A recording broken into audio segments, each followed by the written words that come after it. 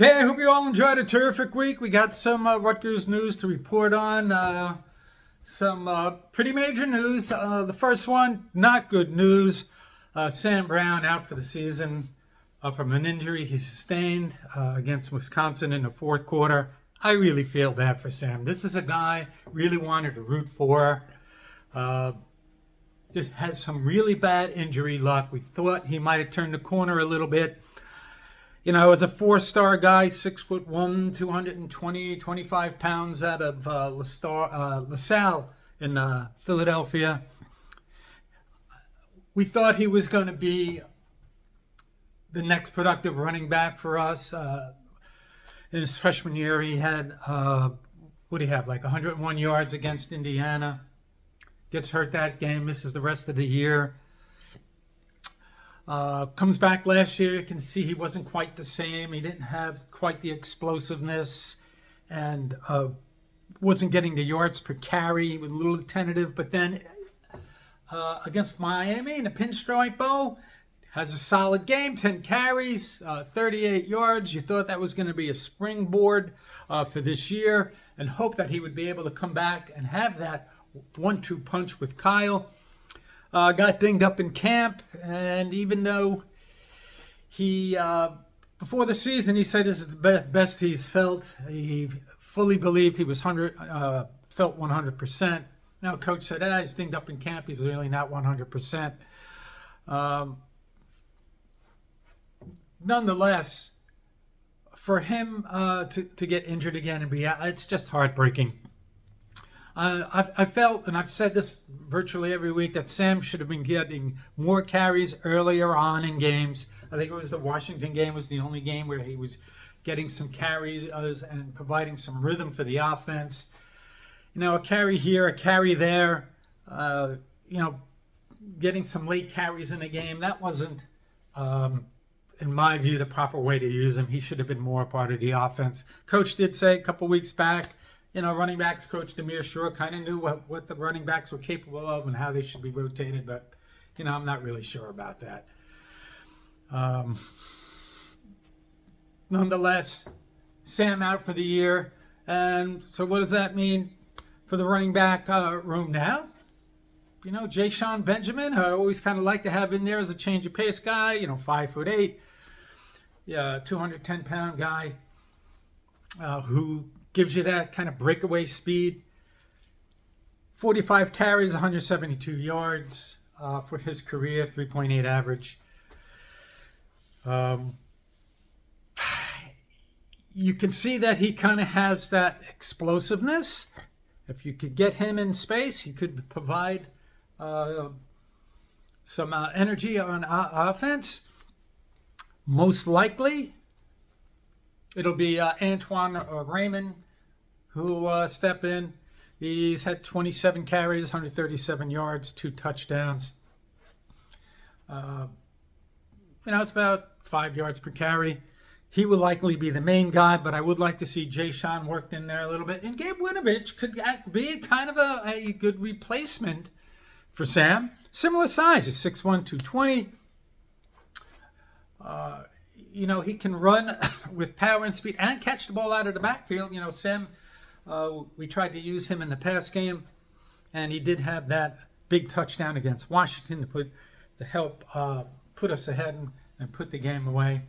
Nonetheless, good luck to Sam. Hopefully the running back room and the offense could work in all the different parts. I felt we should have had a deeper rotation at running back anyway, instead of force-feeding the ball to Kyle all game. Nonetheless, best wishes and hopes for Sam and Rutgers offense going forward against a tough UCLA run defense this weekend. Opening night for basketball preseason against Rick Pitino in St. John's in an exhibition game. St. John's won last year, 89-78. Lots of props, lots of hype for Rutgers this year. AP top 25. Look, I get it. There's excitement about recruits, but we haven't done anything on the court. We're 15-17 last year. Love Steve Peichel.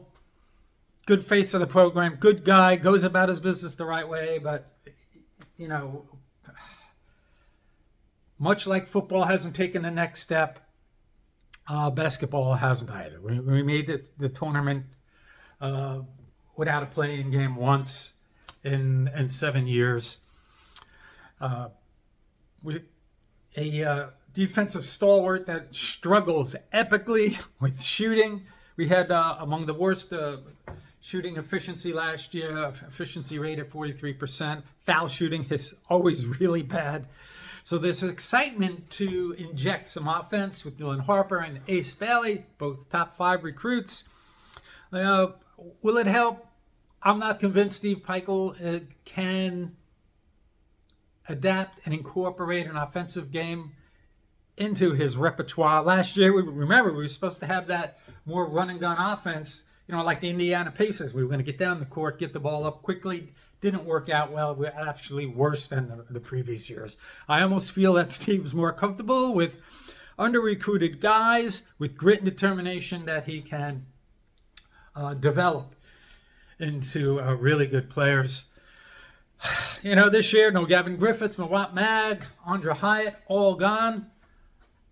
How are we going to go about this? We lack a legitimate center. We got Emmanuel Ogbili, who averaged like two points per game last year in limited time. Will we go small ball? Will we go with P.J. Hayes and Zach Martini? That rotation is going to be interesting. Jeremiah Williams will be the senior, and I love him because he gives us energy.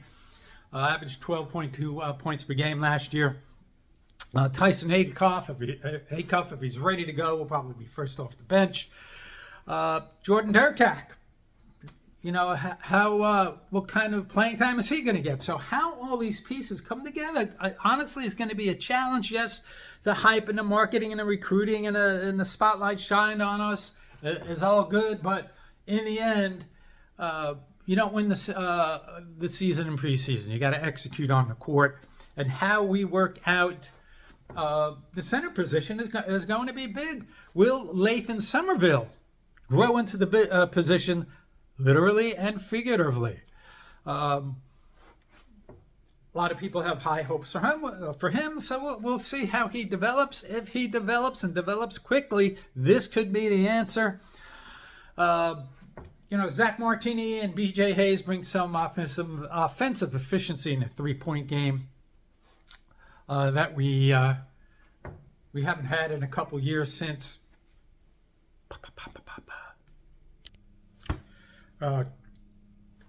The hired gun that Cam Spencer is, went to UConn, won a national championship.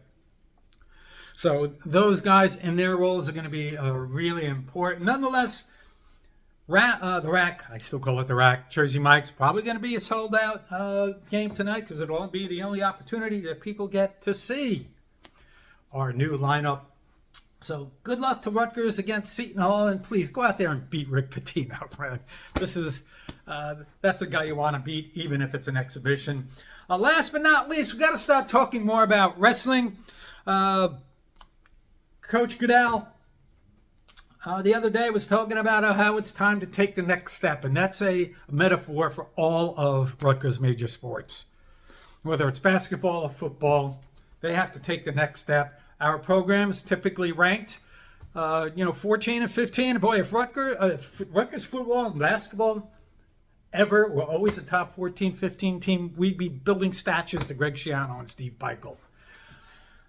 But Coach Goodell wants to take the next step into the top 10, which we really haven't had since 2019, when we had Nick Sirianno and Anthony Ashnell win national championships. We have on paper a loaded lineup that with experienced guys and freshmen that could make serious impact. We'll get more into the details of that later on.